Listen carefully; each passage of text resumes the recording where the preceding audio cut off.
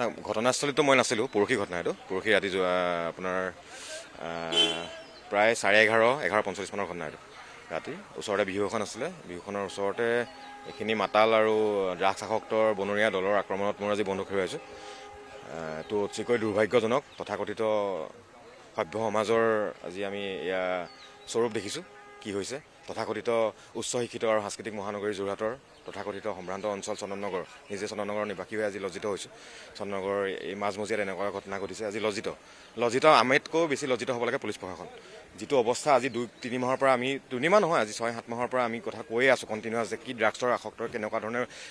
মানে গোটেই আগ্ৰাসন চলি পেলাই মানে একদম গোটেই চেছ কৰি পেলাইছে নৱপ্ৰজন্ম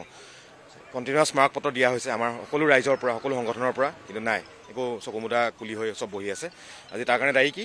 তাৰ কাৰণে আজি তাৰ মূল্য হৈছোঁ কি আজি আমাৰ বন্ধু হেৰুৱাইছোঁ ইয়াৰ উত্তৰ দিব কোনে ন্যায় দিব কোনে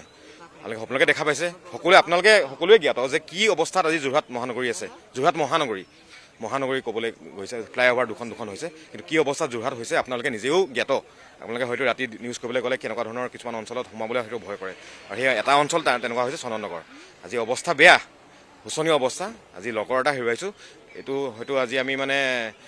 ইয়াৰ হেৰুৱাৰ আগতে আচলতে যদি ঘটনাবোৰ ল'লেহেঁতেন আজি এনেকুৱা অৱস্থা নহ'লহেঁতেন 15-20 জনীয়া দল নিৰ্মমভাৱে প্ৰহাৰ কৰিছে মাথাত প্ৰহাৰ কৰাৰ ফলতে আজি পুৱা ঢুকাইছে বেদাংগ ভূষণ বৰুৱা চন্দননগৰ 18-19 নম্বৰ বাইলনৰ সমীপতে সংলগ্ন অঞ্চলত মানে মাজমজিয়াত ক'ব পাৰে আপুনি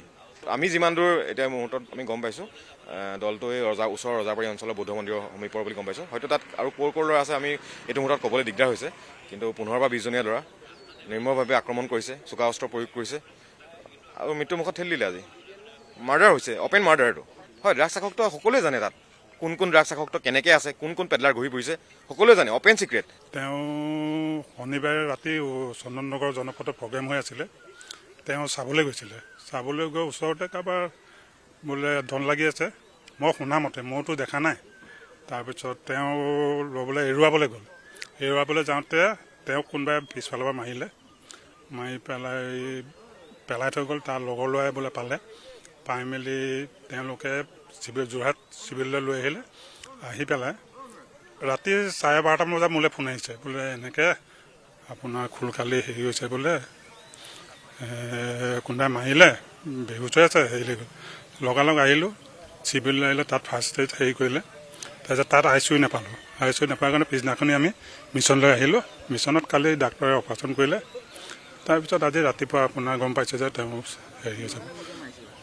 কিমান মাৰিছে আমি গম পোৱা নাই চিলাই 10টামান পৰিছে বুলি কৈছে তাৰমানে এটা ছাইড ডেমেজ হৈ গৈ আছিলে তাৰমানে তেওঁ বাওঁ ছাইডটো গোটেই ডেমেজ হৈ গৈ আছিলে ডাক্তৰে কোৱা মতে